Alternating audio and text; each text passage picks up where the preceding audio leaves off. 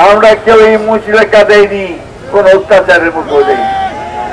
কালোকে কালো বলবেন, সাদাকে সাদা বলবেন। এই জুলাই মাসে আমাদের সমস্ত অঙ্গ সংগঠনের অসংখ্য নেতাকে গ্রেফতার করে প্রথমে ডিবি অফিসে নিয়ে গিয়ে নির্মম অত্যাচার করা হয়েছে, নির্যাতন করা হয়েছে, পায়ের নখ তুলে নেওয়া হয়েছে, দাঁত ভেঙে দেওয়া হয়েছে, কিন্তু কেউই একবারের জন্য আত্মসমর্পণ করেনি।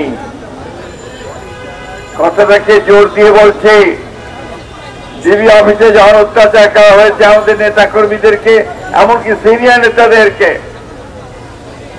তারা একজন আরেকজনকে সাহায্য করার চেষ্টা করেছেন। প্রচন্ড নির্যাতনের পরে যখন ধাক্কা দিয়ে তাদেরকে সেই সেলের মধ্যে ফেলে দেওয়া হয়েছে, আরেকজন তার সেবা করার চেষ্টা করেছেন, সুস্থতা করার চেষ্টা করেছেন।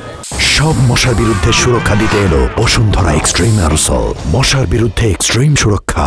প্রিয় সহকর্মীরা, সহযোদ্ধা, এই কথাগুলো এই জন্য বলছি, আমাদের কোন নেতাই কিন্তু সেদিন কোন মুচলেখা দেন নাই।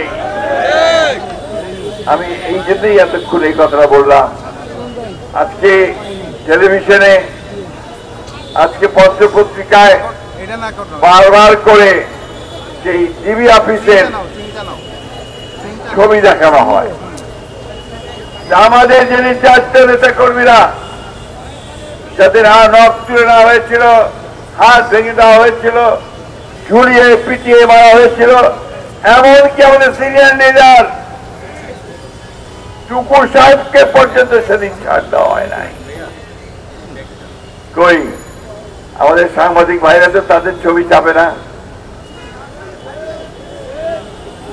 আমি অনুরোধ করব, প্লিজ, কালোকে কালো বলবেন, সাদাকে সাদা বলবেন, এবং যার যে অবদান আছে সেই অবদানকে স্বীকার করবেন।